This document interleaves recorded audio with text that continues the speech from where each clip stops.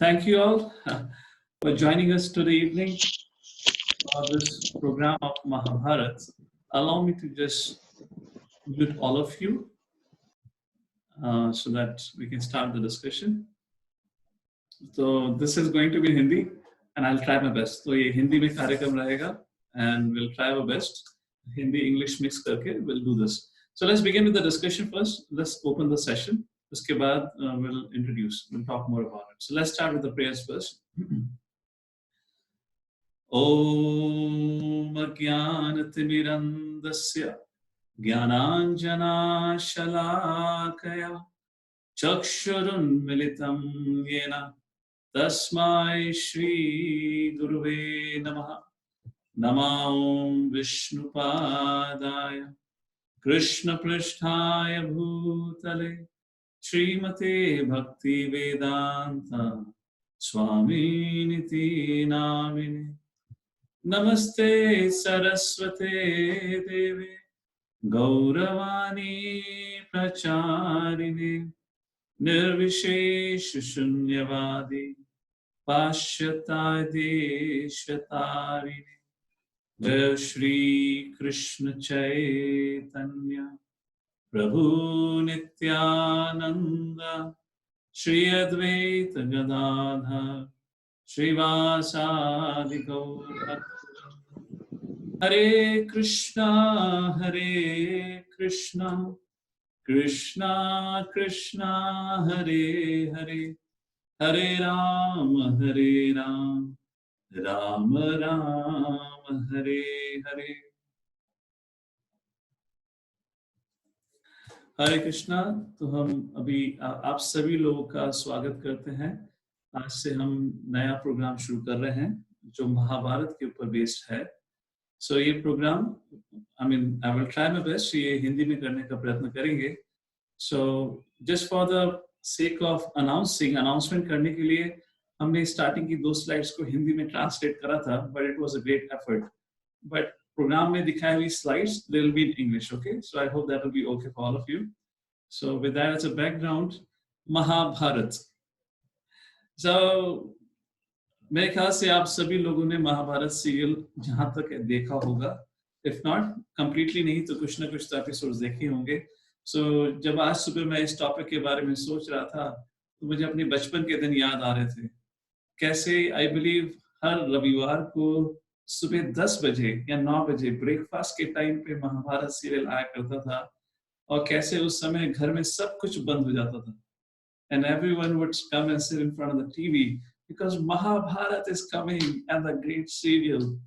So जब मैं इस महाभारत सीरियल को सुनकर देखकर जब मैं बड़ा हुआ तो महाभारत शब्द सुनते ही मेरे दिमाग में सबसे पहले एक ही चीज आती थी, वो था युद्ध, कुरुक्षेत्र का युद्ध। बट जब मैं कॉलेज में गया, जब मेरा इस सब्जेक्ट के बारे में थोड़ा अवेयरनेस और बढ़ा, तो साथ ही साथ मुझे जानने को पता चला कि नहीं, महाभारत केवल युद्ध की कहानी नहीं थी। महाभारत में युद्ध के साथ साथ काफी सारी ऐसी चीजें थी जिससे हमें बहुत कुछ सीखने को मिल सकता है। एंड ऑफ कोर्स महाभारत में सीखने के साथ साथ Mahabharata is also famous for its controversies, for its the stories of great characters like Danveer Karna. वो कर्ण जिसने अपने दोस्त के लिए अपना जीवन त्याग दिया, वो कर्ण जिसने, उसके पिता सूर्यदेव ने उसको आकर बताया भी कि कल सुबह इंद्र ब्राह्मण के रूप में तुमसे दान मांगने आएगा, उसको दान मत देना। फिर भी कर्ण अपने प्रतिज्ञा पे लगा रहा, उसने फिर भी दान दिया। So why Karna was killed irreligiously in the battle of Kurukshetra on the order of Krishna.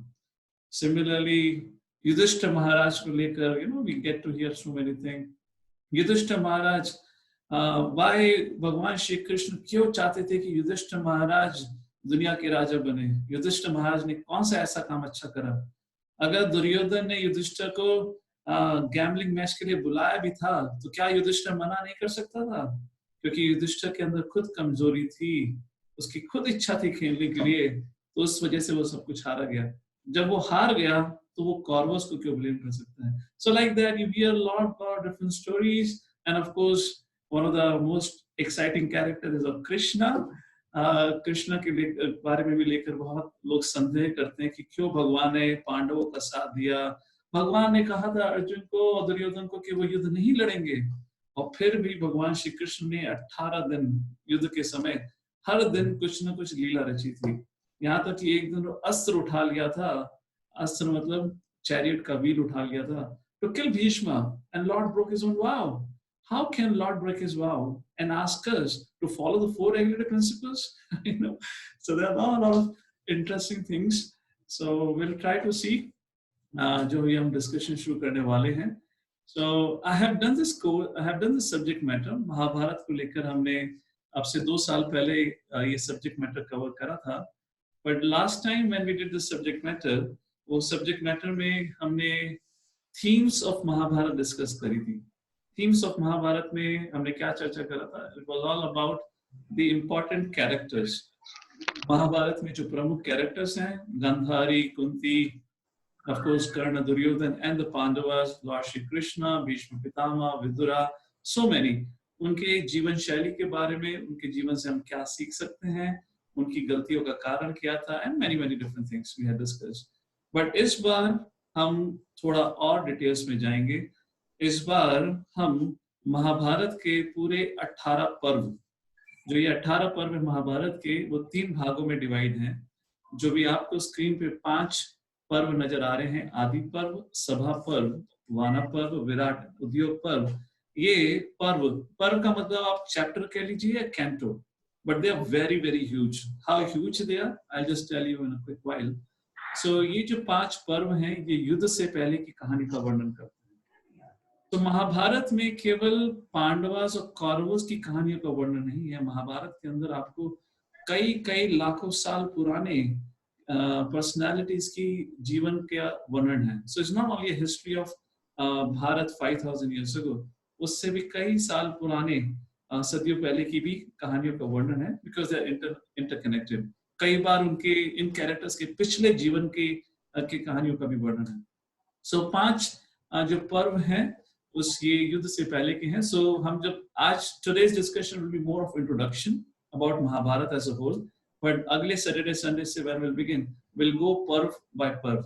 एक एक पर्व को वर्णन करेंगे, उससे रिलेटेड हम लोगों के लिए क्या लेसन्स हैं, क्या कॉमन कंट्रोवर्सीज हैं, will discuss that out. Okay.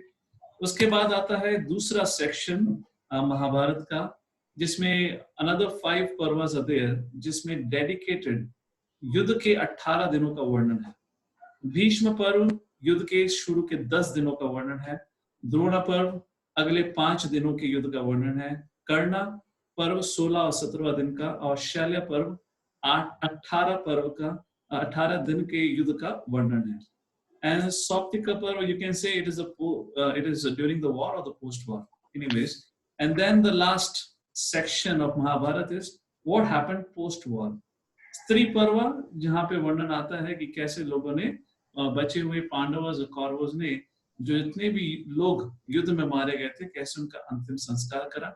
और उसके बाद वो बाकी सारी कहानी शुरू होती है 18वें पर्व तक, जहाँ पे स्वर्गरोहण पर्व, कैसे पांडव 36 साल पूरे भारतवर्ष पे रूल करने के बाद भगवान श्री कृष्ण जब इस दुनिया को छोड़कर भगवत धाम, और when lord decides to wind up his past time, जब वो वापस चले जाते हैं, तो कैसे पांडव भगवान के विरह में दुखी होकर अपना किंगडम भी त्याग देते हैं. परीक्षित महाराज को, जो कि पांडवास के ग्रैंडसन थे, पोते थे, उनको राजा बनाकर ये लोग भी वन के लिए निकल जाते हैं. तो वेरी इंटरेस्टिंग स्टोरी, उसको लेके भी काफी सारे डिबेट्स रहते हैं, तो will discuss. So this 18 parvas, और ये जो 18 कैंटोस हैं या चैप्टर्स हैं, this all contains more than 1 lakh verses. 1 lakh shloka. अभी 1 महीने पहले, because I had started a program for the kids, for the teenagers on Mahabharata, तो I started again reviewing the Mahabharata. So, इस समय जब मैंने शुरू करा था, करीबन 1 महीना हो गया शायद. हरे कृष्णा. So that time, तो मैंने सोचा क्यों ना मैं महाभारत का जो ओरिजिनल गांगुली के द्वारा लिखा हुआ 19th century में the initial translation of Mahabharata in English, मैंने सोचा क्यों ना मैं उसका पढ़ने का प्रयत्न करूं. So I got a copy of it, huge copy.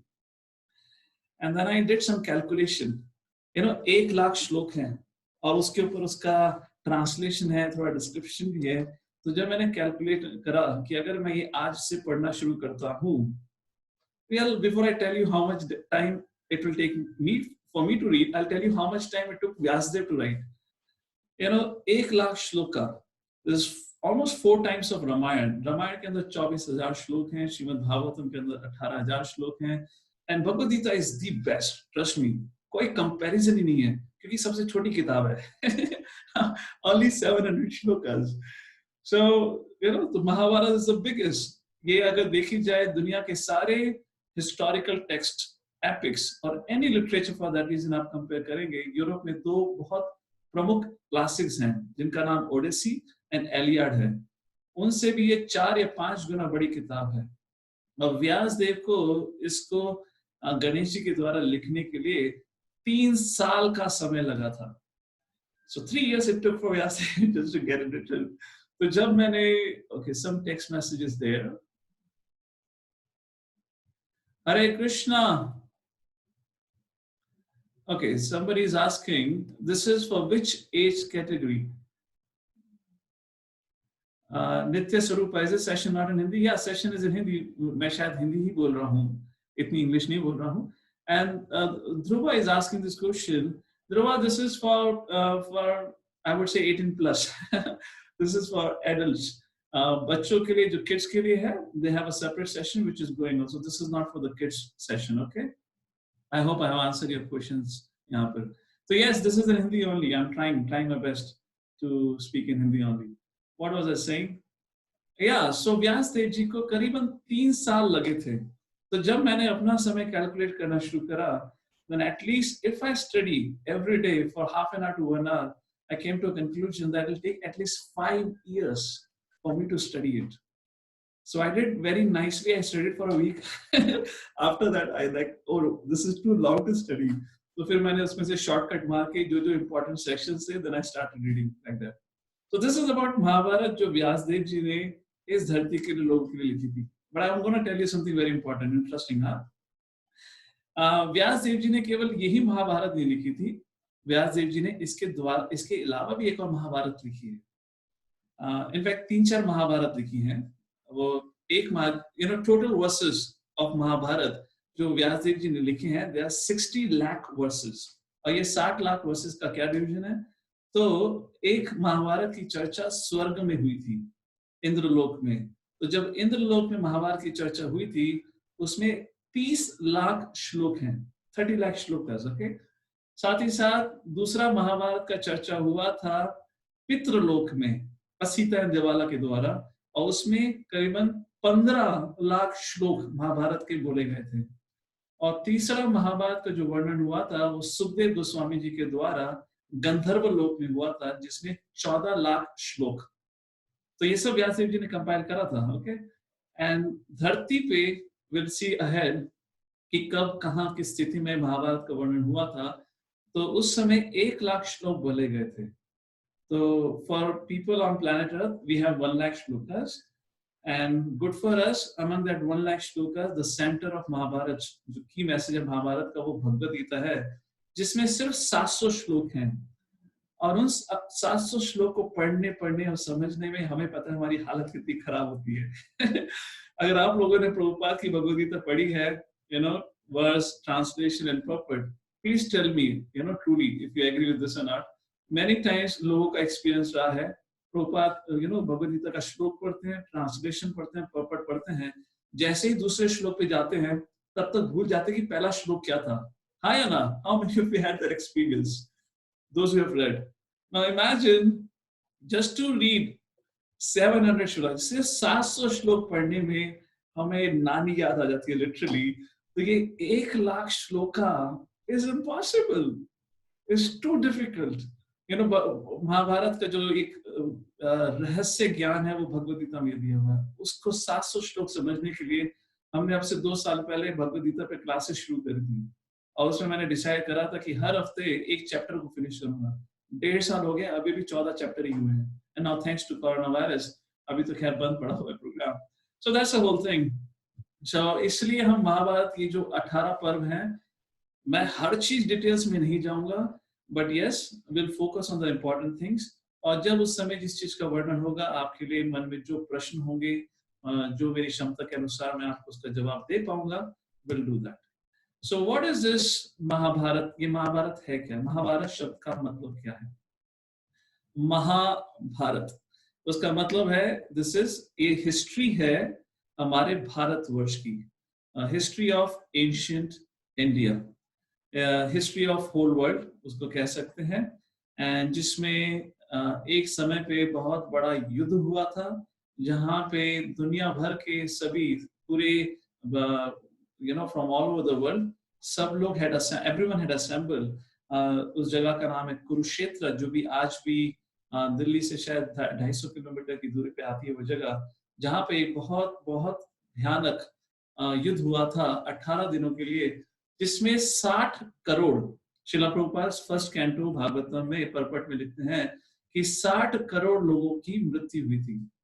Now काफी हिस्टोरियंस हैं, they believe the number was literally double. उसका मतलब क्या है?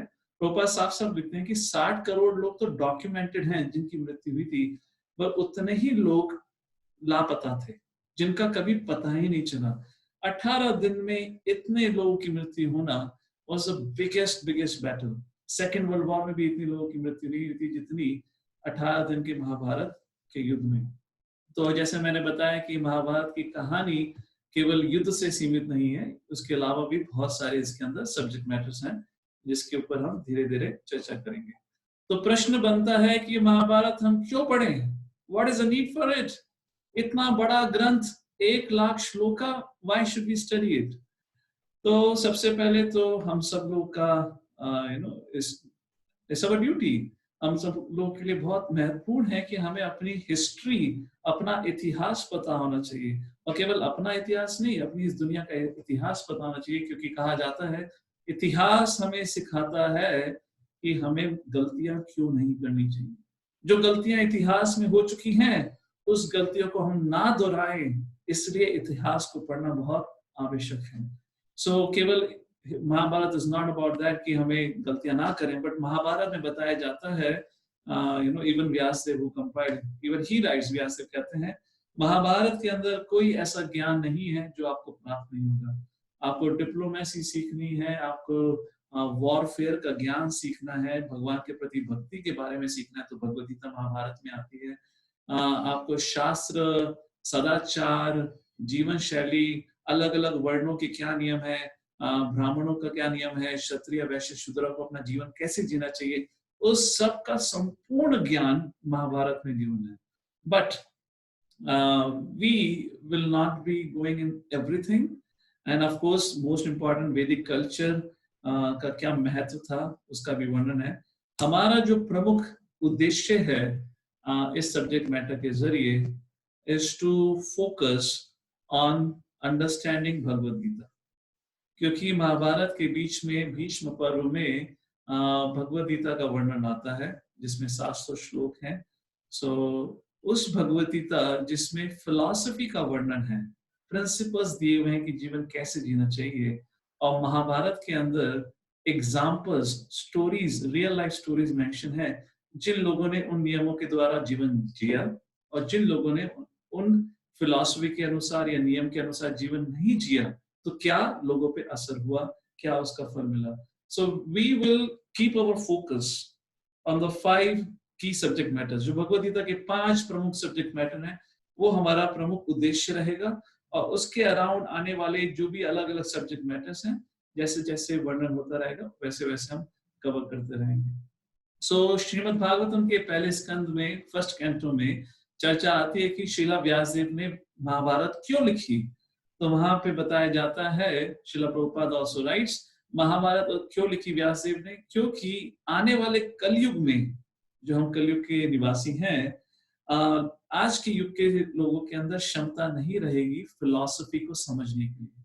अगर आप देखें तो अर्जुन और कृष्ण के बीच में जो भगवद गीता का संवाद हुआ था, वो शायद ही एक, देयर आर डिफरेंट ओपिनियंस, कुछ लोग कहते हैं 45 मिनट, कुछ लोग कहते हैं 1 घंटा, कुछ लोग कहते हैं 1.5 घंटा। चलिए माना 1.5 घंटे का भी संवाद था, पर अर्जुना अंडरस्टूड, अर्जुन को वो गीता का उपदेश 1.5 घंटे में समझ आ गया था। हम लोगों के लिए 1.5 घंटे में ये भी समझ नहीं आता कि you know what are the 5 subject matters, not everything. तो 5 प्रमुख सब्जेक्ट्स को भी समझने के लिए हमें वी हैव टू डू 7 दिनों का कोर्स करना पड़ता है, 7 डे कोर्स और 5 डे कोर्स। तो आज की तारीख में इस कलयुग के प्राणियों के लिए फिलॉसफी समझना बहुत मुश्किल है। इसलिए शिला व्यासदेव ने हम लोगों के भले के लिए महाभारत रची, महाभारत लिखी। काल्पनिक कथा नहीं है, बट आप लोगों ने सुना होगा इसको काल्पनिक कथा कहा जाता है। क्यों कहा जाता है, किस कारण से, उसका भी आज वर्णन करेंगे हम आगे।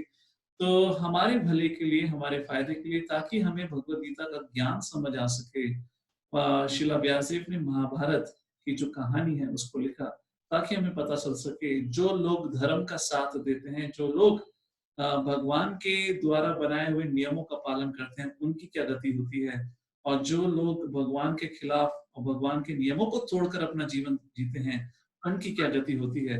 ये सारी चीज हमें समझ आ सके, और भगवान और जीवात्मा का क्या रिश्ता है, उन सब चीजों को समझने के लिए शिला व्यासदेव ने ये महाभारत रची। तो भगवत गीता के अंदर 5 प्रमुख सब्जेक्ट्स आते हैं, जिसका हम टाइम एंड अगेन इस पे वर्णन करते रहेंगे। अभी हाल ही में ही हमने इन 5 सब्जेक्ट्स के ऊपर वर्णन करा था गीता विजडम कोर्स पे।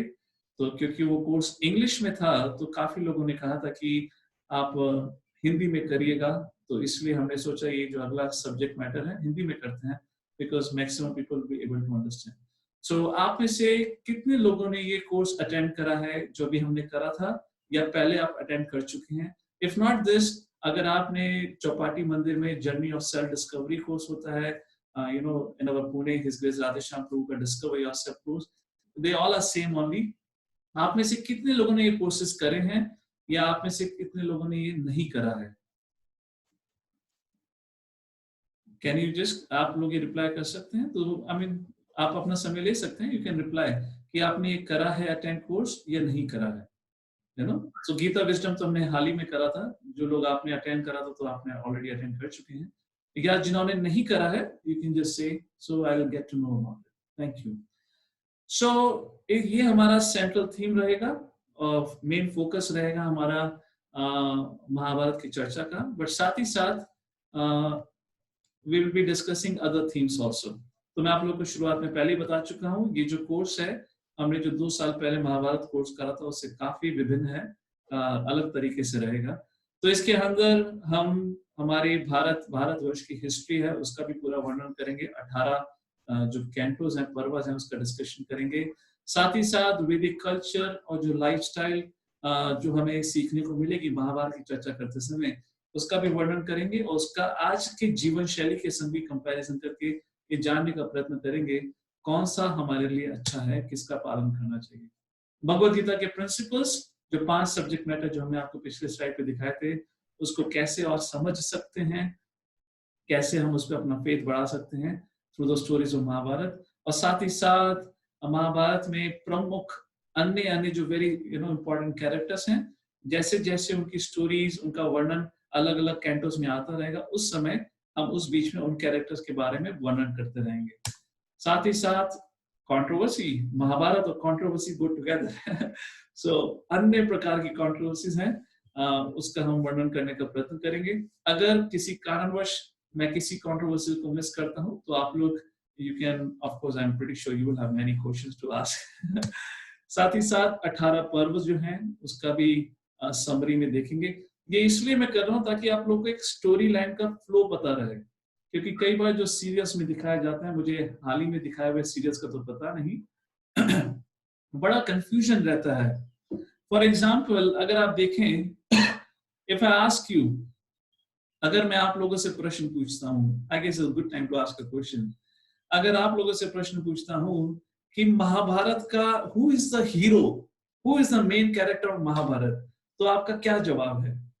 You can use the chat box, let's see आप लोग क्या, what's your response. Mahabharata, who is the main, Mahabharata का सबसे प्रमुख कैरेक्टर कौन है आपके अनुसार? You can please type in. Interesting, सब लोग कृष्ण कह रहे हैं। Okay, one person says Bhishma, Arjuna, Krishna and Arjuna. Okay. I remember when I saw, okay, now see Draupadi, धीरे धीरे कर्ण का भी नाम आएगा, हो सकता है बाकी का भी नाम आए. I remember जब मैंने रामायण सीरियल देखा था, आप लोगों ने भी रामायण सीरियल देखा होगा. You know, you can answer yourself, but Ramayana serial देखने के बाद मुझे कभी पता नहीं चला कि भगवान कौन है. भगवान राम है, भगवान शिव है. कभी राम जी शिव जी की प्रार्थना कर रहे हैं और कभी शिव जी राम जी के पास आ रहे हैं. और सीरियस को देख के कभी समझ नहीं आया रामायण एक्चुअली क्या बताना क्या चाहती है. और मेरे लिए रामायण केवल एक फैसिनेटिंग स्टोरी थी, जहाँ पे राम जी, जिनको भगवान का अवतार कहा जाता है, राम भी भगवान, शिव जी भी भगवान, ब्रह्मा जी भी भगवान. So it's a lot of confusion, you know, sometimes serials create because you know they can't tell everything for whatever commercial reasons.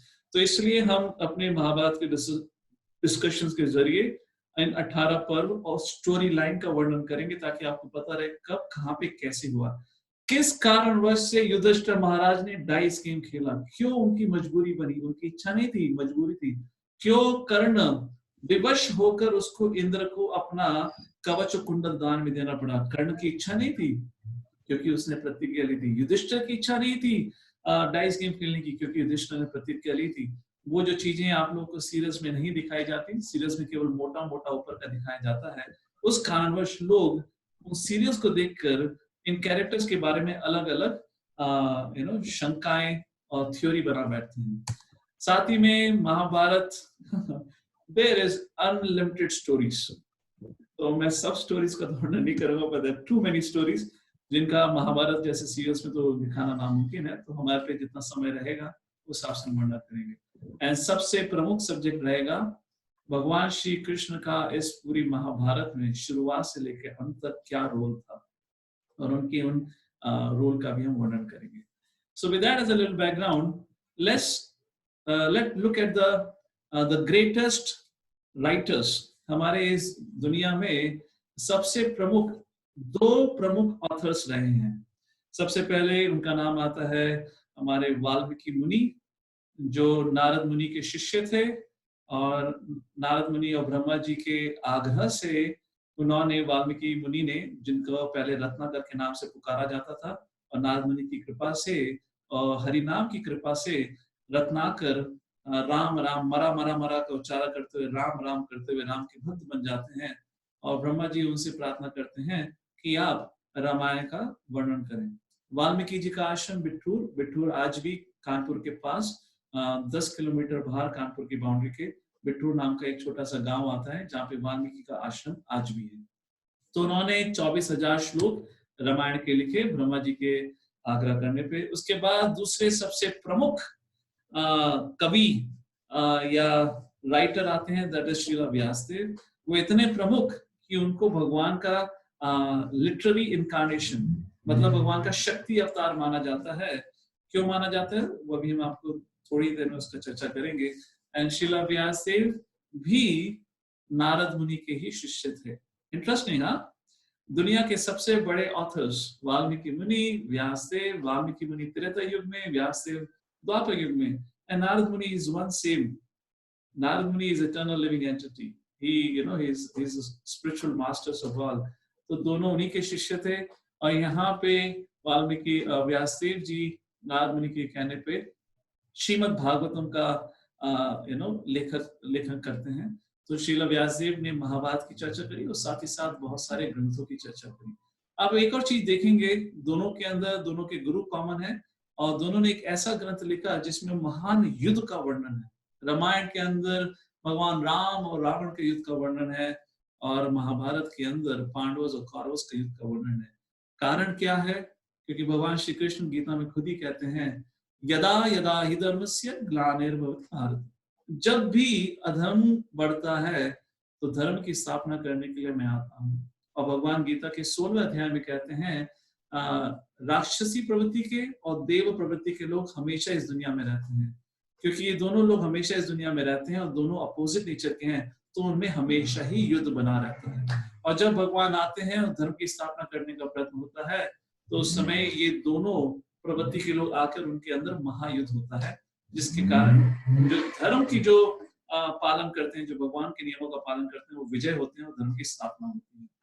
तो व्यासदेव जी बहुत प्रमुख रूप से भगवान के शक्तिमान अवतार माने जाते हैं, क्योंकि व्यासदेव जी से पहले हमारे जो ग्रंथ थे वो केवल दे वर नॉट रिटन, उनको लिखा नहीं जाता था। द्वापर युग तक सब लोग जितना भी स्क्रिप्चर्स का ज्ञान था वो अपने बुद्धि में याद करके रखते थे। तो व्यासदेव जी ने भी ये जो 1,00,000 श्लोक का जो श्लोक लिखे थे महाभारत के, लिखने से पहले उसकी पूरी की पूरी उसका क्रिएशन व्यासदेव ने अपने दिमाग में करा था, उसके बाद उन्होंने उसको बोलना शुरू करा था। तो इसलिए वेदास व्यासदेव जी के लिखने से पहले वेदास सारे आपके वाणी के द्वारा बोले जाते थे। कलयुग के प्राणियों के लिए, क्योंकि कलयुग के प्राणियों के अंदर उतनी बुद्धि नहीं रहेगी, उतनी क्षमता नहीं रहेगी, इसलिए श्रील व्यासदेव ने इन सारे वेदास विच आर वास्ट, उस समय केवल एक वन यजुर्वेदा के नाम से जाने जाते थे, उन वेदास को 4 भागों में डिवाइड करा। ऋग्वेद, सामवेद, यजुर्वेद, अथर्ववेद, इन चारों वेदों की अलग अलग एप्लीकेशन है। उन चारों ग्रंथों को, वेदास को अपने 4 प्रमुख शिष्यों को दिया और उसके जरिए उनके ज्ञानों को आगे बढ़ाया। तो वेदास है क्या? वेदास का मतलब होता है नॉलेज। वेदास का मतलब नॉलेज। और वेदास का नॉलेज, वेदास आते कहां से हैं और कहां से आए हैं, इसका ओरिजिन केवल भगवान है।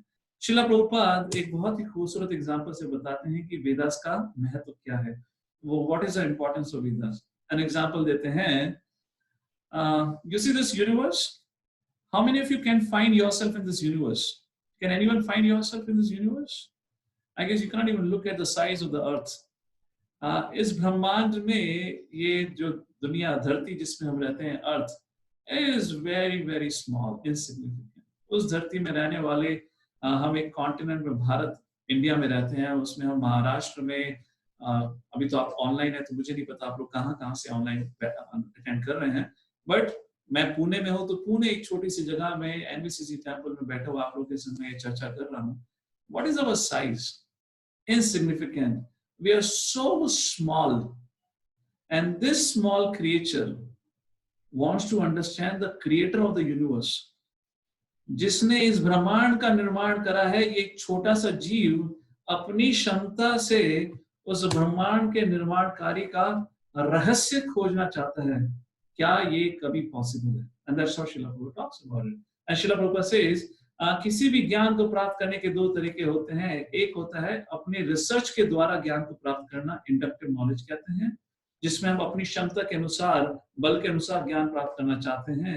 सोचिए, अगर हम अपनी क्षमता के बल पर भगवान को खोजना चाहेंगे तो क्या कभी पॉसिबल है? We are so insignificant in this creation. अब हमारा इस दुनिया में महत्व भी क्या है? In terms of the whole world population on this planet, what is our value? What can we really know? यहाँ तक कि हमारे शरीर के बारे में अगर आप डॉक्टर्स के पास जाएंगे तो आई स्पेशलिस्ट अलग होता है, हड्डियों का डॉक्टर स्पेशलिस्ट अलग होता है। इस शरीर को देखभाल करने के लिए अलग अलग प्रकार के स्पेशलिस्ट होते हैं, और यहाँ हम एक जीव भगवान को खोजने लगा है, खोज रहा है रिसर्च लैब में, सोच करके मैं भगवान को खोज पाऊंगा। और दूसरा तरीका होता है ज्ञान प्राप्त करने का, डिसेंडिंग, गुरु के द्वारा, गुरु डिसाइपल रिलेशनशिप में, जहां पे हमें ज्ञान प्राप्त होता है। तो प्रभुपाद कहते हैं, ये बताइए, अगर आपके कमरे में, आपके घर में इस समय छोटी सी कहते हैं एंट, whatever, sorry I'm missing the word, अगर आपके इस समय घर में एंट क्रॉल कर रहा है, how is it possible, क्या वो एंट किसी भी तरीके से इस दुनिया में, जैसे आप इस समय इंडिया में हैं, तो क्या उस एंट की क्षमता है अमेरिका में क्या हो रहा है वो जान सके? It's not possible. कितना ही एंट वो प्रयत्न क्यों ना करे, उसको इस दुनिया में क्या हो रहा है पता ही नहीं चल सकता, क्योंकि उसकी वो क्षमता ही नहीं है। सो what is the ground reality? ये जो एंट है, इट इज टू स्मॉल, और वो अपने प्रयत्न पे समझने का कोशिश करेगी तो उसको कभी प्राप्त नहीं हो सकता। दस प्रभुपाद कहते हैं, इसी प्रकार अगर जीव अपने बल पर सोचता है कि मैं लैब में जाकर रिसर्च करूंगा, अच्छा बड़ा टेलीस्कोप बनाऊंगा और स्वर्ग में उसको देखकर भगवान खोजूंगा, it is just not possible. भगवान को अगर हमें समझना है तो भगवान के बारे में हम केवल गुरु शिष्य परंपरा में सीख सकते हैं। और गुरु शिष्य परंपरा में सीखने के लिए वो अथॉरिटी क्या है, कहां से हमें पता चलेगा वो ज्ञान, और उस ज्ञान को कहा जाते हैं वेदास। वेदास शब्द का ही मतलब होता है नॉलेज, और वेदास का ही नॉलेज हमें गुरु शिष्य परंपरा में जब आता है तब हम इस दुनिया का रहस्य, हमारे जीवन का रहस्य, भगवान के रहस्य को समझ सकते हैं। तो ये वेदास का निर्माण कहां से हुआ, वेदास आए कहां से? शिला व्यास खुद कहते हैं कि जिन्होंने वेदास कंपाइल करे हैं लिखित रूप में, तो बताते हैं कि कैसे भगवान श्री कृष्ण ने ये वेदास का नॉलेज ब्रह्मा को सबसे पहले दिया था। तेन ब्रह्म हृदय आदि कव्य मुह्यंति अथ सूर्य। और जब ब्रह्मा को ये ज्ञान प्राप्त हुआ, ब्रह्मा ने ये भगवान श्री कृष्ण जो इस संसार के क्रिएटर हैं उनसे जब ये ज्ञान प्राप्त हुआ तो ब्रह्मा ने नारद मुनि को दिया, नारद मुनि ने व्यासदेव, लाइक दैट ये परंपरागत तरीके से चलते चलते आज भी हमारे कई कई आचार्यों के सैक्रिफाइस के कारण आज भी हमें 1000 साल के फॉरेन रूल के बावजूद ये ज्ञान हमारे पास अभी भी बचा हुआ है। सब कुछ नहीं है, हम जितने भी वैदिक स्क्रिप्चर्स हैं उसमें से 93% स्क्रिप्चर्स हम खो चुके हैं, केवल 7% स्क्रिप्चर्स बचे हैं। और हमारे फायदे के लिए जो सबसे महत्वपूर्ण स्क्रिप्चर है श्रीमद् भागवतम भगवद गीता, वो हमारे आचार्यों के सैक्रिफाइसेस के कारण वो आज भी हमारे पास बचा हुआ है। और ये वैदिक नॉलेज का मैप है। I guess you can understand how vast it is. So Vyasdev जी ने इस प्रकार से, I will not go in details क्योंकि ये हम पहले भी चर्चा कर चुके हैं इस चीज को। व्यासदेव जी ने पहले वेदा को 4 भागों में बांटा, उसके बाद पुराण इतिहास, उसके बाद महाभारत, उसके बाद वेदांत सूत्र जिसमें करीबन 555 श्लोक आते हैं, जिसमें सारे वेदास का नॉलेज सूत्र के रूप में दे रखा है और उसको समझना बहुत बहुत मुश्किल है। तो इसलिए व्यासदेव ने अपने आप ही उन सूत्रास, वेदांत सूत्रास के ऊपर कमेंट्री दी जिसको कहा जाता है श्रीमद् भागवत। इस प्रकार से श्रीला व्यासदेव जी ने सारे ग्रंथों का निर्माण किया। Let's come to the scripture जिसके बारे में हम चर्चा करने वाले हैं इस कोर्स में, एंड दैट इज महाभारत। तो महाभारत का निर्माण कैसे हुआ? ब्रह्मा जी आके व्यासदेव से बोलते हैं कि भाई तुम्हें महाभारत लिखनी चाहिए। महाभारत ये जो पांडव कौरव की कहानी है, भगवान श्री कृष्ण का जो रोल है, ये तुम्हें लिखना चाहिए। तो व्यासदेव जी ने कहा ठीक है, but it's a huge work, मुझे कुछ मदद की आवश्यक है, please send me a stenographer. Stenographer मतलब होता है टाइपिस्ट।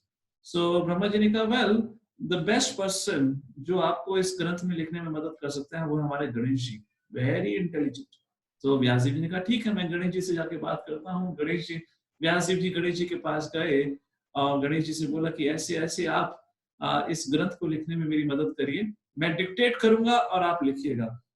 कृपा करके समझिए उस समय जो टेक्नोलॉजी थी वो अलग थी और आज की अलग है। तो गणेश जी ने कहा ठीक है, मैं लिखने को तैयार हूं, पर मेरी एक कंडीशन है। व्यासदेव जी ने बोला क्या कंडीशन है? गणेश जी ने कहा कि व्यासदेव जी आप एक पल भी बोलना नहीं बंद करेंगे, you have to dictate non stop. आप एक पल भी बोलना बंद नहीं करेंगे, आपको नॉन स्टॉप महाभारत को का वर्णन करते रहना है, तभी मैं आपका स्टेनोग्राफर बनने को तैयार हूँ। अब व्यासदेव जी को भाई एक स्टेनोग्राफर टाइपिस्ट की जरूरत थी। तो व्यासदेव जी ने कहा ठीक है, मैं आपकी कंडीशन मानने को तैयार हूँ। और Vyasdev ji cricket match, sometimes a bowler throws a googly, googly का मतलब होता है कंफ्यूज करने के लिए। तो हमारे व्यासदेव जी ने भी एक गुगली डाली गणेश जी के लिए। और व्यासदेव जी ने कहा मेरी भी एक कंडीशन है गणेश जी, आप तब तक मत लिखिएगा जब तक आपको मेरे बताए हुए वचनों का मतलब समझना है। मतलब if you don't understand what I said, don't write. पहले उसको समझने का प्रयत्न करना, फिर लिखना। तो सोचिए अगर महाभारत को लिखने में 3 साल लिखे तो यार you need a break from nature's call and what not. तो जब भी व्यासदेव जी को थोड़ा अपना शरीर स्ट्रेच करना होता था, just to take a fresh air little bit, so Vyasdev will throw a googly. He will वो एक ऐसा कॉम्प्लिकेटेड श्लोका बोलते थे, बेचारे गणेश जी कंफ्यूज हो जाते थे, and he will be thinking what does it mean. इतनी देर में व्यासदेव जी घूम घाम के ब्रेक लेकर आ जाते थे। So like that was a sweet relationship between Vyasadev ji and Ganesh ji, and that's how this Mahabharata was written, the great epic. So as I said, Mahabharat जो है ये हमारे भारतवर्ष की हिस्ट्री है। सो प्रश्न बनता है भारतवर्ष की हिस्ट्री, ये भारतवर्ष, ये भारत का नाम आया कहां से? तो हमारी हिस्ट्री में भारत नाम के 3 प्रमुख कैरेक्टर्स रहे हैं। Of course there are many characters. सबसे प्रमुख कैरेक्टर, 3 प्रमुख कैरेक्टर रहे हैं। पहला, राम जी के छोटे भाई, दैट्स द फर्स्ट कैरेक्टर। बाकी 2 कैरेक्टर्स आप जानते हैं कौन हमारी हिस्ट्री में जिनका नाम भरत से प्रसिद्ध रहा है? एक तो राम जी के छोटे भाई। Oh, Pradeep, you want to see the chart? So I will do one thing. आप लोग को इस सेशन के बाद I will give you the PPT also. तो आप लोग शांति से PPT देख सकते हैं. Okay, Pradeep? So let's come back to this. Yes, one is Ram, Lord Ram's younger brother Bharat. And yes, so other is the son of Dushyanta and the most famous the beautiful queen which is said to be Shakuntala, very famous story. उनका भी पुत्र था जिसका नाम भारत, और उन्हीं के lineage में कुरु वंश आया था। इसलिए भगवत गीता के अंदर भी भगवान श्री कृष्ण कई बार अर्जुन को भरतवर्ष, भरत शवा नाम से उच्चारण कहते हैं कि हे अर्जुन, तुम भरत के वंश को बिलोंग करते हो। Who was a son of Dushyanta and Shakuntala, and जो yes, Pradeep, whatever. Pradeep has a point. Okay, noted. So, okay, I'll focus on what I'm speaking. I'm looking at the text, your chat box, so you're not confused.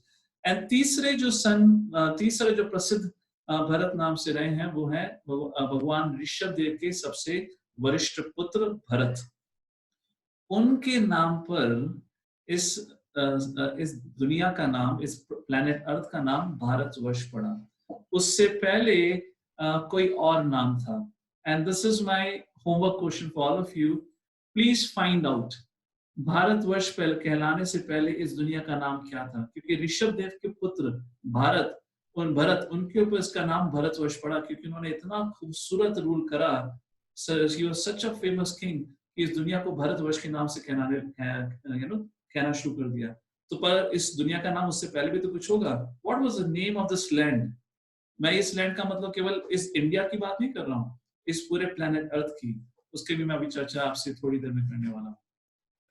So please find out what was the name of it, and you can either write back on that Mahabharata and controversies group. Now मेरा प्रश्न बनता है कि भाई Bharat, but हमने तो भारत सुना ही नहीं, हमें तो हमारी कंट्री का नाम इंडिया बताया जाता है। ये इंडिया, ये भारत इंडिया कब बना? When did this Bharat became India?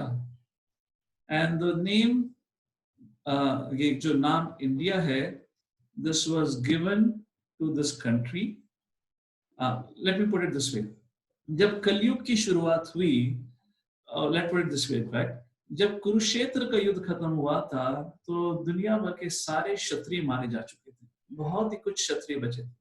Yudhishthir महाराज ने 36 साल तक, परीक्षित महाराज ने अपने काल में, जन्मेजय ने अपने समय में बहुत अच्छे तरीके से राज करा, पर क्योंकि कलयुग आ चुका था, कलयुग के प्रभाव से अलग अलग प्रकार के रिलीजन्स, अलग अलग प्रकार के वर्ण संकर होने के कारण ये जो पूरा जो भारतवर्ष था धीरे धीरे छोटे छोटे टुकड़ों में डिवाइड होने लगा। जैसे तब तक परीक्षित महाराज के समय तक परीक्षित महाराज का राज्य पूरे भारतवर्ष, पूरे अर्थ पे था, पर उनके जाने के बाद जन्मेजय, उनके पुत्र जन्मेजय के बाद धीरे धीरे वो कंट्रोल धीरे धीरे कम होता रहा, और अशोक के समय तक की हिस्ट्री हमारे किताबों, हमारे ग्रंथों में दी हुई है, आई बिलीव अशोक के समय तक, और उसके बाद तो पूरा ही वो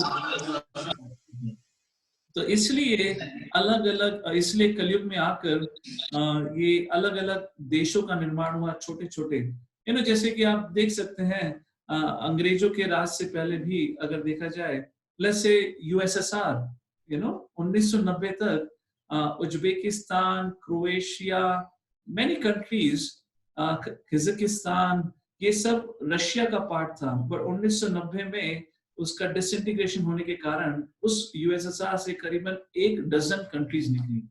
सो कलयुग के प्रभाव में धीरे धीरे भारतवर्ष छोटा होता होता होता जो आज हमें मैप में नजर आ रहा है वो हुआ। ना प्रश्न बनता है कि एटलीस्ट हम लोग तो हमेशा अपनी भूमि को भारतवर्ष कहते थे, तो ये भारतवर्ष इंडिया कब बना? इंडिया नाम हमें ब्रिटिशर्स ने 1848, राइट, 1848 कहते हैं उसको। 1848 में Britishers change the name. Britishers ने भारत नाम हटाकर इसको इंडिया का नाम दिया। और क्यों इंडिया का नाम दिया, ये बहुत महत्वपूर्ण है। So stay on with that. तो सबसे पहले इंडिया का नाम आया कहां से, ये इंडिया नेम आया कहां से? तो ब्रिटिशर्स ने हमारे कल्चर को डिस्ट्रॉय करने के लिए, हमारी हिस्ट्री को काल्पनिक बताने के लिए दे कॉइंड अ थ्योरी। उन्होंने एक नई थ्योरी बनाई। उस थ्योरी का वर्णन मैं 5 मिनट आप लोगों के संग करूंगा।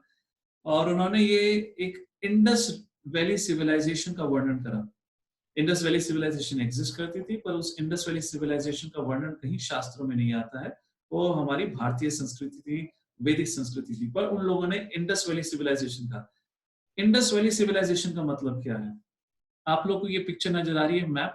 आप लोगों को ये ब्लू कलर का एक रिवर दिखाई दे रहा होगा, जो हिमालय से शुरू होकर कश्मीर से क्रॉस होते हुए आज के पाकिस्तान से क्रॉस होकर अरेबियन सी में जाके मिलता है। ये है इंडस रिवर, जो पाकिस्तान की लाइफलाइन है।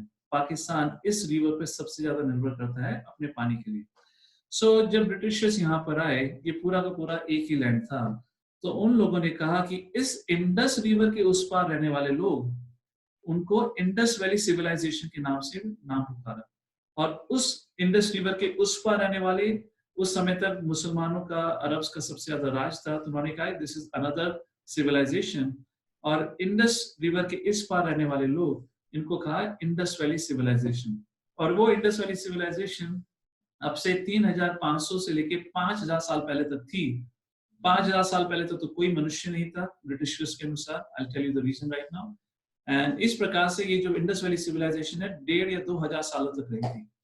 इसी प्रकार मुसलमान और जो भी लोग उस समय अरब लोग थे, क्योंकि उनकी डिक्शनरी में सा, सिंध, सा वर्ड नहीं था, जिसको सिंध रिवर भी कहा जाता था हिंदी में। तो वो कहते थे कि सिंधु रिवर के उस पार रहने वाले लोग कौन है? हिंदूवासी, सिंधुवासी। तो क्योंकि वो सा का प्रोनाउंस नहीं कर सकते थे, तो हिंदूवासी। तो इसलिए हम लोग को हिंदू का नाम दिया गया। हिंदू शब्द कहीं हमारे स्क्रिप्चर्स में नहीं आते, ना ही हिंदुस्तान शब्द। So this is just for your information. तो ये चीज इंडस वैली सिविलाइजेशन दो प्रमुख चीजें, दो प्रमुख क्वेश्चन रेज करते हैं। सबसे पहले ब्रिटिशर के द्वारा सिखाई हुई हिस्ट्री क्या है, क्या वो सही में सत्य है? इफ नॉट, तो उन्होंने ये फेक हिस्ट्री और इतिहास क्यों क्रिएट करा? Indus valley civilisation, Indus valley civilization was there but not what they taught us. जो उन्होंने बताया उस हिसाब से नहीं। I will give you the reasons. तो सबसे पहली चीज, ये सारी की सारी कहानी शुरू होती है इंडोलॉजिस्ट। इंडोलॉजिस्ट ये फील्ड ऑफ एजुकेशन है जहां पे लोग वैदिक हिस्ट्री और वैदिक स्क्रिप्चर्स के बारे में पढ़ते हैं। Yes, mister Dracula, sorry, I see your name as a Dracula, so I'm calling you. So our Dracula ji is writing, Father Suresh said that Earth was made 5,000 years ago. Fantastic. Dracula ji, can I know your real name? If you can type in your real name, then I'll answer your question to what Father Suresh said. If you want, you can write down your real name, and then I'll give you the answer to your thing about what Christianity tells us. Okay? Okay. So Indologist के पिता creator रहे हैं Max Muller. Saurabh, okay, great Saurabh. So I'll come back to your point in a short while. So इन्होंने, you see this photo on the right? It took me a while to find it. Look, please pay attention to it. What is written? Mahabharat, the epic of ancient India, condensed into English version by Romesh Dutt, CIE. उसका क्या मतलब है आप internet में जाके ढूंढ सकते हैं। A very important line, अगली लाइन पढ़िए। With an introduction by the right honorary Max Muller. ये बहुत पुराना महाभारत का एक वर्जन है जो लिखा गया था, जो मैक्स मुलर और उनके द्वारा जो इंडोलॉजी फील्ड क्रिएट करी गई थी, उनमें उसके संग पढ़ने वाले लोगों के द्वारा इन लोगों ने एक समूह बनाया था जिसका उद्देश्य था वैदिक स्क्रिप्चर्स को इंग्लिश में ट्रांसलेट करना और अपने मन के अनुसार उसको मतलब देना। और उनका उद्देश्य क्या था, पर्पस क्या था? पर्पस उसको ट्रांसलेट करना नहीं था, पर्पस ये था ये बताना जो हमारी संस्कृति है वो झूठी है। हमारी संस्कृति एक काल्पनिक कथाओं के ऊपर बेस्ड है और हमारी संस्कृति में बहुत ही मतभेद, बहुत ही भिन्न भाव है, उसके अंदर डिस्क्रिमिनेशन है, कैस्टिज्म है, उसके अंदर स्त्रियों के प्रति बहुत भेदभाव है, बहुत अन्य अन्य प्रकार के दोषों का वर्णन करके उन लोगों ने हम जब आज की इस दुनिया में बड़े हुए तो हमें लगता है कि हमारी जो संस्कृति थी बहुत ही बुरी कंडीशन में थी और ब्रिटिशर्स ने आकर हमें ज्ञान दिया। And I am not joking, मेरी जो इंग्लिश टीचर थी वो मुझसे हमेशा ये कहती थी, क्यों ब्रिटिशर्स इंडिया छोड़ के चले गए? जब से ब्रिटिश इंडिया छोड़ के गए, इंडिया का नाश हो गया है, क्योंकि हम भारतवासियों को देश पे राज करना नहीं आता, हम सब अनपढ़ हैं। ये कहाँ से आया? ये इन लोगों ने सिखाया। और इन लोगों का ज्ञान, हमारे जब ये ब्रिटिशर्स आए थे यहाँ पर, हमारा गुरुकुल एजुकेशन, जो भगवान श्री कृष्ण भी गुरुकुल गए थे, भगवान राम भी गए थे, सब गए थे, वो गुरुकुल एजुकेशन था। और 1882 में ब्रिटिशर्स ने गुरुकुल एजुकेशन बंद करा था। पर क्या यूरोप में एजुकेशन सिस्टम था? You can go and search in the British library. सबसे पहली यूनिवर्सिटी और सबसे पहला स्कूल यूरोप में कब स्टार्ट हुआ था? उस समय अमेरिका था नहीं। Okay, so the main knowledge house जो वर्ल्ड पावर थी उस समय यूरोप में थी, which is either with France, Germany और ब्रिटेन। तो उस सबसे पहला जो कॉलेज यूनिवर्सिटी जो फॉर्मल एजुकेशन जब स्टार्ट हुआ था, you can see it was in the late 18th century, somewhere around 1868, 1868 या 1870 में पहला एजुकेशन, फॉर्मल एजुकेशन शुरू हुआ था। And these people came and taught us. उन लोगों ने हमें बताया कि हम अनपढ़ हैं। और कैसे बताया? I will just tell you quickly. तो इन लोगों ने एक थ्योरी का इन्वेंशन करा। क्या थ्योरी थी? Aryan invasion theory. आप में से कुछ लोगों ने सुना होगा। और थ्योरी का सार क्या था? आर्यन इन्वेजन थ्योरी का सार यही था कि जो हमारे पूर्वज हैं, north Indian, south Indian, you know where that this north Indian south Indian comes, ये ब्रिटिशर्स की देन है। अगर आप में से कोई साउथ गया होगा तो आप लोगों को नॉर्थ इंडियन, साउथ इंडियन के बारे में बहुत सुना होगा, पर्टिकुलरली तमिलनाडु जैसी जगह में जहां पे Dravidian religion is very very prominent. वो द्रविडियन क्या है? वो कहा जाता है कि वो रावण के वंशज हैं, इस प्रकार की चीजें बताई जाती हैं। तो आर्यन इन्वेजन थ्योरी क्या थी? उन्होंने बताया जो नॉर्थ इंडियंस हैं, पर्टिकुलरली जो ब्राह्मण्स हैं नॉर्थ इंडिया के, वो सारे यूरोपियंस के वंशज हैं। तो 3500 साल पहले यूरोपियंस ने हिमालय को क्रॉस करते हुए, इंडस रिवर को क्रॉस करते हुए उस भारत भूमि पे आए और नॉर्थ में आके वो रहने लगे। और क्योंकि नॉर्थ के लोग फेयर स्किन होते हैं, तो उन्होंने कहा ये सारे लोग यूरोप से आए हुए हैं। और पहले, उससे पहले भारत में केवल और इंडिया में केवल डार्क स्किन लोग हुआ करते थे। तो जब ये यूरोपियंस यहाँ पर आए and they settled in north India, तो उन लोगों ने, Hare Krishna, okay, am I audible? There was a little internet issue. So जब ये यूरोपियन 3500 साल पहले इंडिया में आए, तो उन लोगों ने नॉर्थ में रहने वाले डार्क स्किन, जिनका डार्क कॉम्प्लेक्शन था, उनको वहां से हटाकर साउथ में शिफ्ट कर दिया। इसलिए नॉर्थ के लोगों का कॉम्प्लेक्शन थोड़ा गोरा होता है और साउथ के लोगों का कॉम्प्लेक्शन थोड़ा काला होता है। और ये इन लोगों ने इसका बेसिस बनाया। तो उनके अनुसार जो ये सारे स्क्रिप्चर्स हैं, तो जब ये आर्यंस, जो originally Aryans were in Europe, उसी के बेसिस पे आपका सेकेंड वर्ल्ड वॉर लड़ा गया था, क्योंकि Hitler thought that we are the original Aryans. आप लोगों को ध्यान होगा हिटलर की आर्मी का जो सिंबल था वो स्वास्तिका था। यस और नो? ही हिटलर हैड वैदिक स्कॉलर्स, उसने इंडिया से वैदिक स्कॉलर्स को मंगाकर जर्मन में वो शास्त्रों का ट्रांसलेशन करवाया करता था जर्मन लैंग्वेज में। There is a lot of history to it. I don't get into too many details. But here, तो तब ये लोग बताते हैं कि कैसे हमारे इन यूरोपियंस ने भारत में आकर सारे वेदास रचा। तो अकॉर्डिंग टू ब्रिटिशर्स और according to Aryan invasion theory, उसके अनुसार हमारे जितने भी ग्रंथ हैं व्यास देव द्वारा नहीं लिखे हुए हैं, ये भगवान के शब्द नहीं हैं, ये यूरोपियंस के द्वारा लिखी हुई काल्पनिक कथाएं हैं। क्यों? क्योंकि भारत के लोगों में कोई कल्चर नहीं था, स्टोन एज एरा के लोग थे, अनपढ़ थे, गंवार थे। उन लोगों को संस्कृति देने के लिए ये स्क्रिप्चर्स लिखे। And when this britishers started their college, you know what they said? क्योंकि आज तुम लोग इस संस्कृति को दोबारा खो चुके हो, तो हम अपना एजुकेशन सिस्टम दोबारा आप लोगों के लिए लाए हैं ताकि आप संस्कृति सीख सको।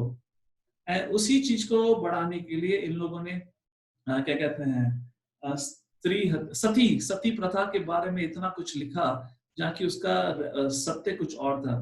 कास्ट डिस्क्रिमिनेशन के बारे में इतना कुछ लिखा, उसका रहस्य, उसका सच्चाई कुछ और थी। तो इस आर्यन इन्वेजन थ्योरी के द्वारा हमारे जो भी वैदिक संस्कृति है उसका क्रेडिट हमारे एंसेस्टर्स से छीनकर उन्होंने यूरोपियंस को दे दिया और कहा कि हमसे ही आप लोगों ने सब सीखा है। और उसका रिजल्ट क्या हुआ? Now Aryan invasion theory result क्या है, मैं रिजल्ट की बात आपसे अभी 2 मिनट में करता हूं। नाउ आर्यन इन्वेजन थ्योरी उनके लिए क्यों बहुत इंपॉर्टेंट थी? सी, ये जो ब्रिटिशर्स, जो यूरोपियंस उस समय भारत पे रूल करने आए थे, उनका मकसद क्या था? लोगों का शोषण करना और लोगों को क्रिश्चियनिटी में कन्वर्ट करना, ताकि शोषण उनका चलता रहे, करते रहे। और उस शोषण को करने के लिए बहुत आवश्यक था कि लोग अपनी संस्कृति को भुला दें, क्योंकि भारतीयों को अपनी संस्कृति पर बहुत गर्व था। We have a great culture.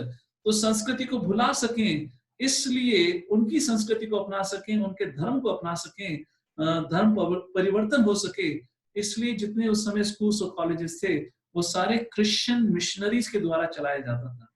और हमारे शिला प्रभुपाद भी बताते थे, जो कि क्रिश्चियन कॉलेज से पढ़ के निकले थे, बोले कि कैसे जो टीचर्स होते थे वो सब मिशनरीज होते थे और हमेशा भगवत गीता, रामायण, महाभारत के ऊपर इतना अपशब्द का प्रयोग करा करते थे, उसको हीन भावना से देखा करते थे, जिसके कारण हमें भी ऐसा लगा, ओ ब्रिटिशर्स आर द बेस्ट, हमारी जो संस्कृति है बहुत ही नीची है।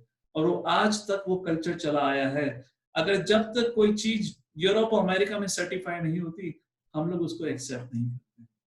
तो अगर वेदास को सत्य मानकर अगर हम अपना जीवन आज भी व्यतीत करते, तो बाइबल्स की जो ऑथेंटिसिटी है या जो उसका प्लेटफॉर्म है वो पूरा हिल जाता। क्यों हिल जाता? आई विल गिव यू। जैसे यहाँ पे सौरभ, मिस्टर ड्रैकन जो भी उनका नाम था, जैसे उन्होंने मेंशन करा, बाइबल के अनुसार इस दुनिया का निर्माण केवल 6000 साल पहले हुआ। रियली?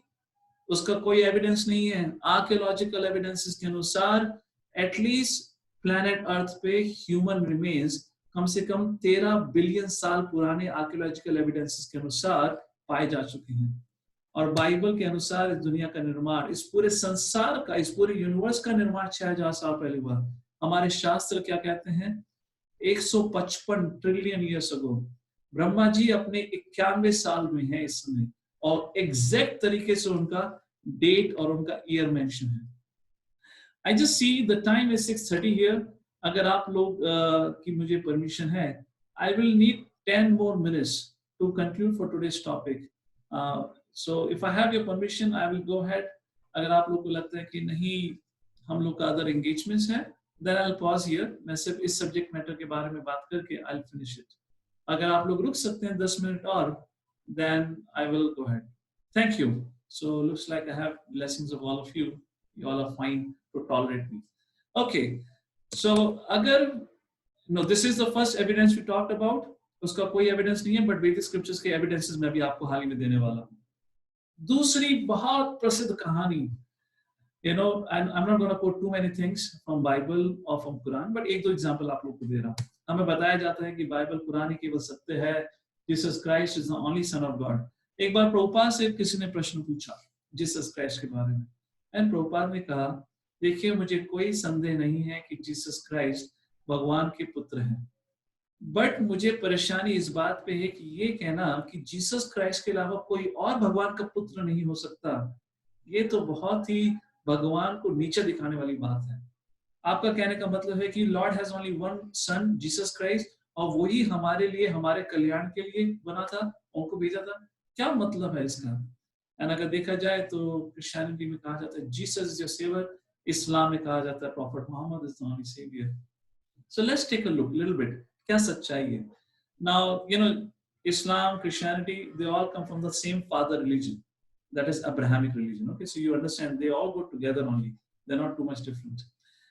Noah's Ark, बड़ी बड़ी फेमस स्टोरी है बाइबल के अंदर, जहां बताया जाता है कि 4500 साल पहले इस दुनिया में बहुत बड़ी बाढ़ आई थी, क्योंकि भगवान इतने क्रोधित हो चुके थे, क्योंकि कोई इस दुनिया का लोग उनका नियम नहीं मान रहा था। तो भगवान ने कहा कि मैं सबका संहार करूंगा, और भगवान उस समय सबका संहार करने के लिए there was a huge flood, oceans have overflooded, उसके कारण सब लोग डूब गए थे, सब लोग मारे जा चुके थे, एक व्यक्ति को छोड़ के जिनका नाम था नोहा। आर्क का मतलब है जो बोट नोहा ने बनाई थी। और वो बोट नोहा ने क्यों बनाई?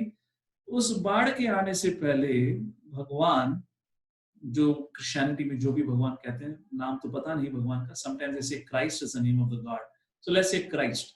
तो क्राइस्ट नोहा के सपने में आते हैं, नोहा को बोलते हैं कि नोहा ऐसे ऐसे अब से 1 हफ्ते के बाद मैं बहुत क्रोधित हूं और पूरी दुनिया पानी में डूबने वाली है, पर मैं चाहता हूं कि तुम जीवित रहो, क्योंकि तुम ही सत्य रूप से मेरे नियमों का पालन करते हो। तो तुम एक बोट का कंस्ट्रक्शन करो, काफी बड़ी बोट बनाना, उसके अंदर अपनी फैमिली को लेना, साथ ही साथ जो पशु हैं, पशु योनि के कुछ पशुओं को भी अपने संग लेना, और तब उस बोट पे जब वो बाढ़ आएगी तुम उस बोट में बैठ के रहना और तुम उस बाढ़ से बच पाओगे। उस प्रकार नोआ बचता है, और नोआ बचने के साथ दोबारा से इस सृष्टि का निर्माण होता है, पॉपुलेशन आती है, ह्यूमन पॉपुलेशन, एनिमल पॉपुलेशन। कैसे वृक्ष, how the trees and plants came back, there is no reason given, क्योंकि ट्रीज एंड प्लांट्स को बचाने के लिए भगवान ने कहा ही नहीं बाइबल में अनुसार भगवान ने केवल उनको नोहा को बचाने के लिए, उनकी फैमिली और साथ ही में कुछ पशुओं को बचाने के लिए कहा। But what about trees and plants and the birds and the creepers? उसका कुछ वर्णन नहीं है। आप में से कितने लोगों ने similar story but with more magnanimity, with more greater compassion आपने वैदिक संस्कृति में सुनी है? किसी को स्टोरी का नाम याद है? Same similar story with far much more greater detail is described in our Vedic scriptures. Yes, Matsya Avatar. So do you see that it is a completely rip off from a Vedic scripture? ये पूरी की पूरी कहानी वैदिक scripture से copy करी हुई है।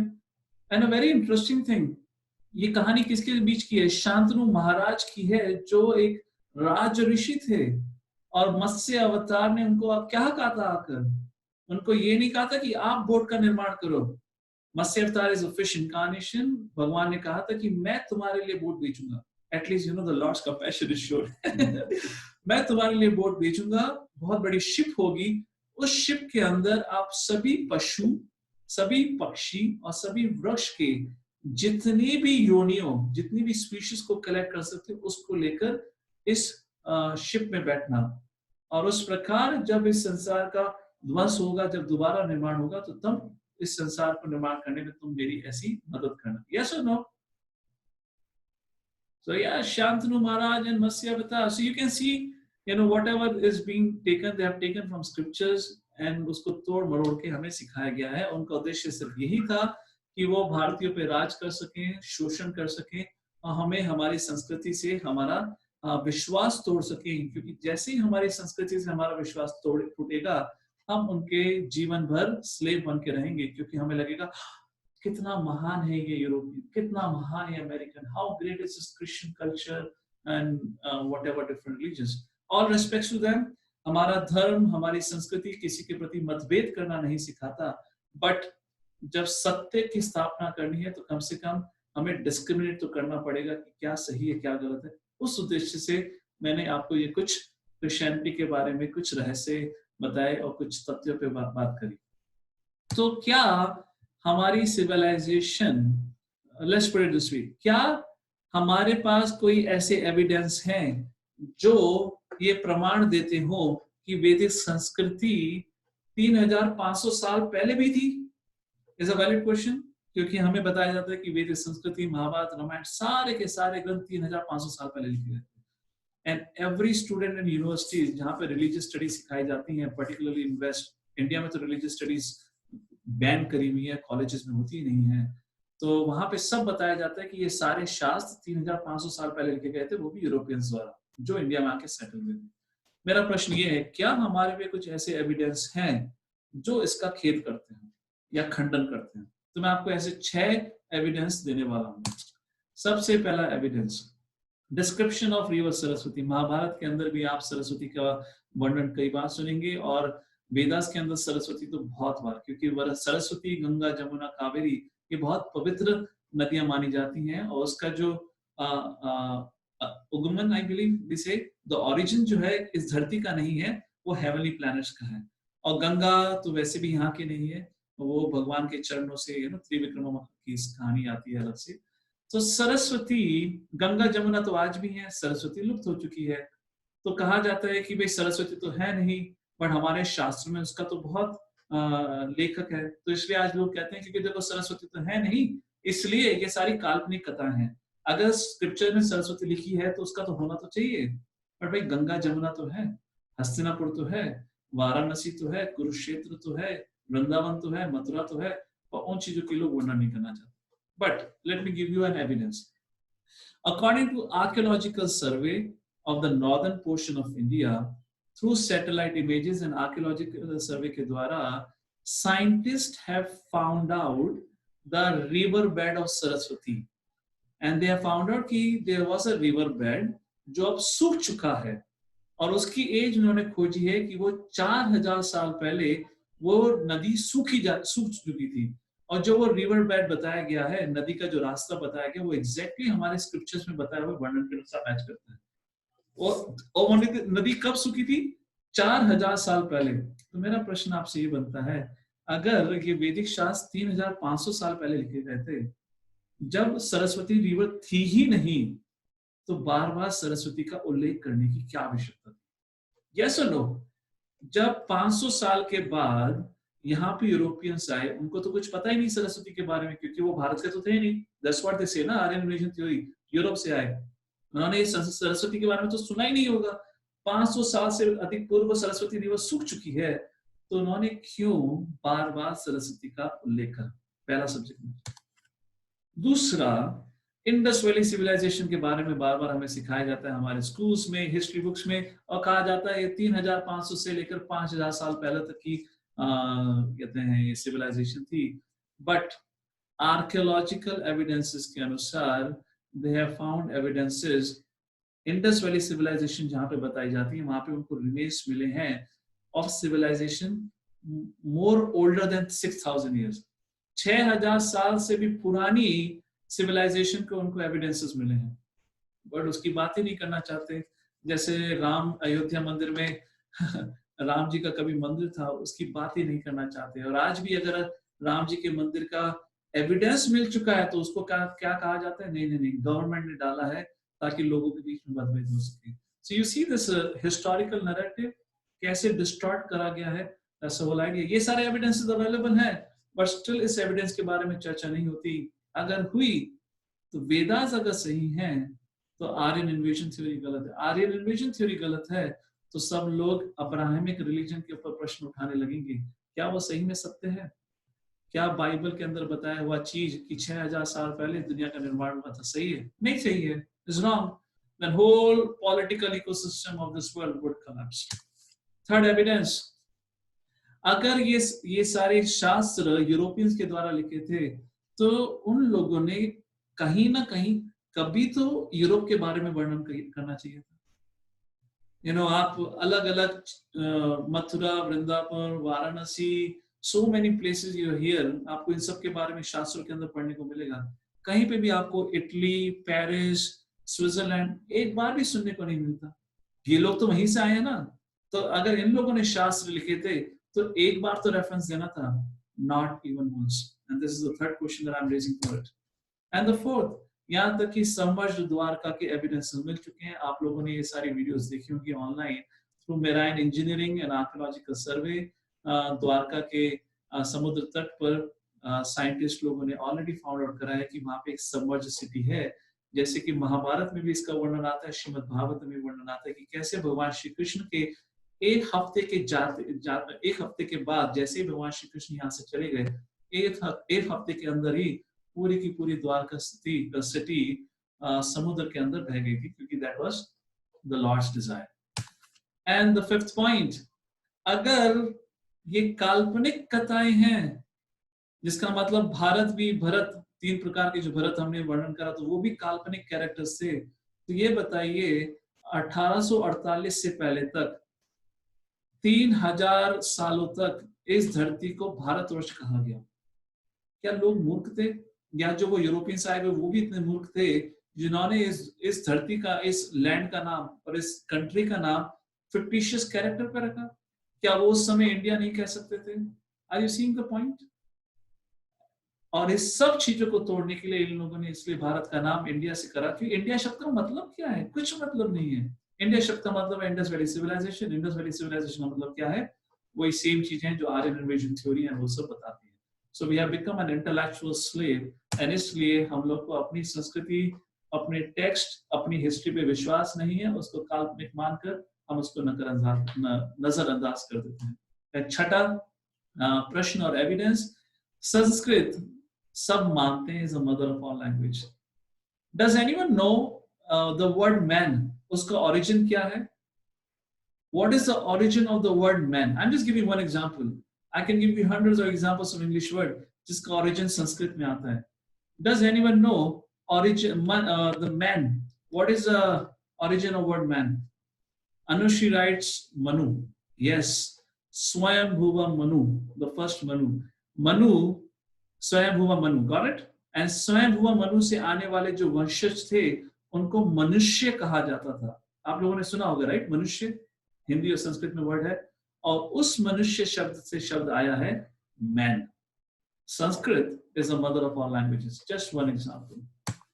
So what was the result of this whole Aryan invasion theory? It did three things. उसने हमारे scriptures को mythology बना दिया, like a Harry Potter series or the Lord of Rings books, just entertainment, nothing else.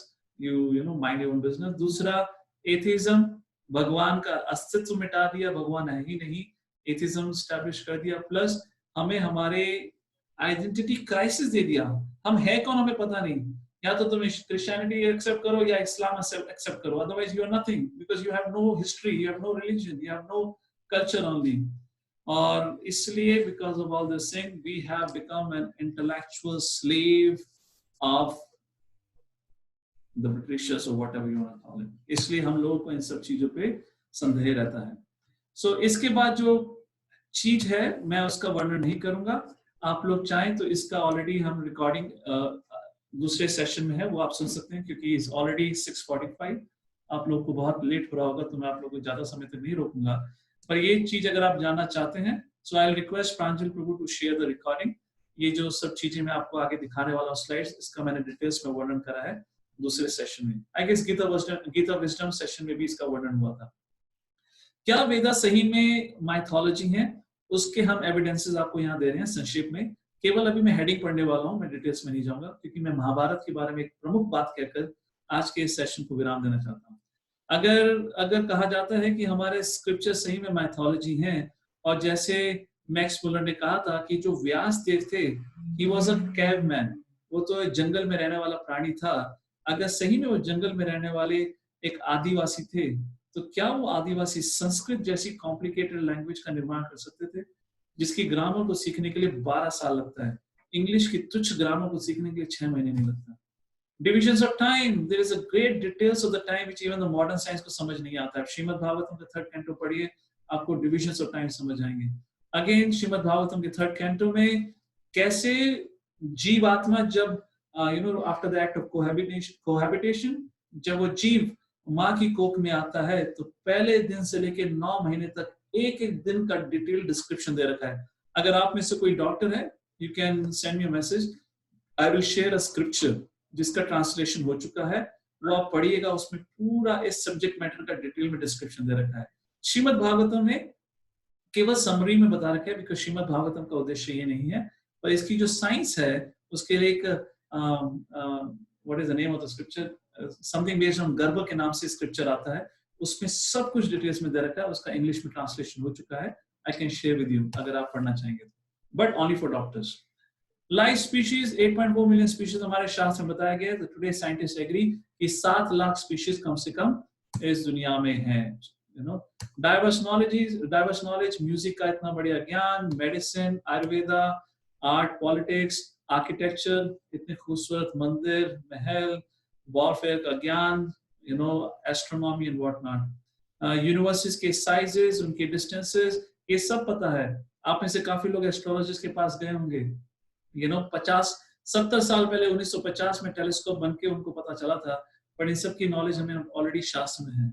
Science of soul and god and many scientists have appreciated मैं इसको value नहीं देता, बिल्कुल नहीं देता, बट क्योंकि लोग जब तक वेस्टर्न लोग एक्सेप्ट नहीं करते तब तक मानते नहीं, तो इसलिए मैंने सिर्फ इस चीज को यहाँ कोट करा है। And these are different personality. और प्रश्न बनता है, क्या ये सही में काल्पनिक है या ये सारा ज्ञान भगवान के द्वारा दिया हुआ है? ये मैं आप लोगों के ऊपर छोड़ता हूँ डिसाइड करने के लिए, but I am firmly convinced, मैं पूर्ण तरीके से कन्विंस हूँ कि ये सारा ज्ञान भगवान के द्वारा दिया हुआ है। एंड दूसरा प्रमुख कारण है क्यों लोग स्क्रिप्चर्स को काल्पनिक समझते हैं, क्योंकि उनको बहुत मुश्किल पड़ता है समझना। अरे हवाई जहाज हुआ करता था, दूसरी दुनिया में भी लोग रहते थे, बिकॉज इंटरप्लैनेटरी ट्रैवल्स हम महाभारत के अंदर पढ़ेंगे। और अर्जुन जब युद्ध कर रहा था तो एक साथ अनेक अनेक तीर छोड़ सकता था, ऐसे भी कभी हो सकता था। तो बहुत सारी चीजें हैं जो लोगों को समझ नहीं आती, जैसे कि पराशर मुनि और सत्यवती के द्वारा जब व्यास जी का जन्म हुआ था, जन्म होते ही वो 16 साल के पुत्र हो गए थे और चल पड़े। उनका कोई नेचुरल प्रोसेस नहीं था, और सत्यवती को 9 महीना वेट नहीं करना पड़ा था, immediately child was born. And जब उनका जन्म हुआ एकदम से 16 साल के पुत्र जैसे उत्पन्न हुए और चले गए जंगल वहां से। So there are many things, mystical things जो लोगों को समझ नहीं आती, इसलिए लोग कंफ्यूज रहते हैं। तो ये जो सारे वेदास हैं उनका सिर्फ पर्पस एक ही है, वो है भगवान श्री कृष्ण। ये आपका दूसरा होमवर्क है, please read the verse, Bhagavad Gita chapter 15 verse number 15, उसका श्लोक पढ़िए। उसमें भगवान श्री कृष्ण वेदास का पर्पस क्या है बताते हैं। वेदाश्च सर्वे अहम एव वेद्य। सो इस प्रकार we are coming to the conclusion and this is the last slide. तो ये हमारा जो अगली बार हम डिस्कशन शुरू करेंगे आदि पर्व से, और उसका हम डिस्कशन जब अगली बार शुरू करेंगे तो आदि पर्व के अंदर बताया हुआ है कि महाभारत की रचना कैसे हुई, महाभारत की वर्णन सबसे पहले कहाँ हुआ, और इस आदि पर्व के अंदर द होल लीनिएज, जो पांडवस और कौरवस का जो पूरा लीनिएज है, डायनेस्टी है, उसका डिस्क्रिप्शन दिया हुआ है। तो उसको हम सार में अगले हफ्ते जब शनिवार को मिलेंगे उसका वर्णन करेंगे। अभी समय नहीं है तो आई will just pause it here. ये सब डिटेल्स मैं अगले हफ्ते शुरू करता हूँ। एटलीस्ट आज के हमने इस सेशन के अंदर महाभारत का कोर्स जो हम कर रहे हैं उसका क्या उद्देश्य है और क्या ये शास्त्र काल्पनिक है, उसके ऊपर हमने डिटेल्स में चर्चा करके होपफुली ये सब्जेक्ट मैटर एस्टैब्लिश कर दिया है। एंड अगले हफ्ते जब हम मिलेंगे देन हम इस महाभारत की कहानी की चर्चा शुरू करेंगे। So with that I thank you all very much. आपसे एक आखिरी रिक्वेस्ट है before that, thank you all once again for joining this session and Shrila Prabhupada की जय। सो द रिक्वेस्ट इज, अगर आप लोग ये सेशन अटेंड करना चाहते हैं रेगुलरली तो प्रांजल प्रभु जो हमारे मॉडरेटर हैं इस कोर्स के लिए, वो आप लोग के साथ एक फॉर्म शेयर करेंगे जिसमें आपको सिर्फ अपनी डिटेल्स डालनी है, आपका नाम, ताकि हमें पता रहे। और उसके बाद Pranjal Prabhu will create a system of attendance, तो मुझे पता रहे कि आप में से कौन कौन लोग ये कोर्स अटेंड कर रहे हैं और आप लोग को कैसे इसका बेनिफिट मिल रहा है। क्योंकि मैं आप लोग को ना ही देख सकता हूँ इस समय, क्योंकि all of your videos are switched off, और कहाँ से अटेंड कर रहे हैं क्या है कुछ पता नहीं। और ये महाभारत का कोर्स थोड़ा समय लेगा and it will be a lot of effort from me also. तो इसलिए अगर मैं जान सकूं आप में से कौन कौन लोग इस कोर्स को अटेंड कर रहे हैं, so it will be very helpful. Yes, ये जो सारी रिकॉर्डिंग्स हैं यूट्यूब पे रहेंगी, और साथ ही साथ हम आपके लिए ये जो सारी प्रेजेंटेशंस हैं वो भी अपलोड करने का प्रयत्न करेंगे। So please make sure you fill out the form. Pranjal Prabhu ने महाभारत एंड कंट्रोवर्सीज ग्रुप में वो फॉर्म डाल दिया होगा, और साथ ही साथ before the end of the day आपको वो अटेंडेंस शीट का भी लिंक भेज देंगे। आपको सिर्फ ऑनलाइन जाके अपना नाम सेलेक्ट करना है and that will mark your attendance. So with that we